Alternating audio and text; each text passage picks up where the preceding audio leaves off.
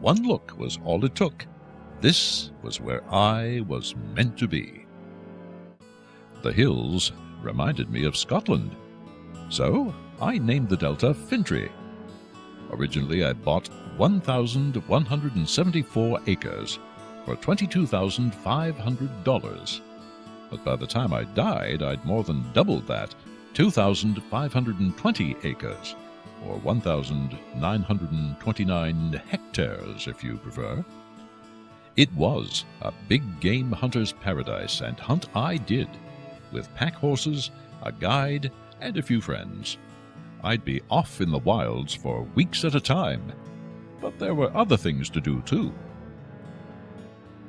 First, I had to build a house for my lady. We'd had enough towering castle-like homes, but Fintry proper would still be impressive. Granite for foundations and walls came from the cliff right here on the delta. All other building materials had to come down Okanagan Lake by stern-wheeler.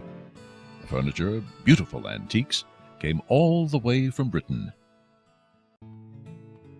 At this time, the early 1900s, orchards were being planted all through the valley. I had the Garden of Eden. The delta offered rich soil, and the triple waterfall provided the moisture. I simply had to harness the creek's power. I had a fantastic idea for an irrigation system. Several European engineers said my idea was impossible. I showed them. We buried a network of wood stave, wire-wrapped or cast-iron pipe all over the delta. Then we dammed Shorts Creek above the Middle Falls, piped water across the gorge by, if I do say so myself, an extraordinary suspension bridge system. From there, it was carried down to the delta.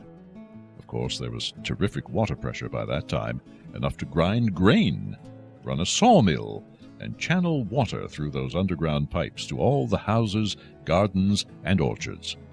We had running water, while my neighbors were still using pails, pumps, or relying completely on open-ditch irrigation. We even had spray irrigation, years and years before anyone else. The crops and gardens were a wonder. I installed a Pelton wheel in the water channel, and we had electricity.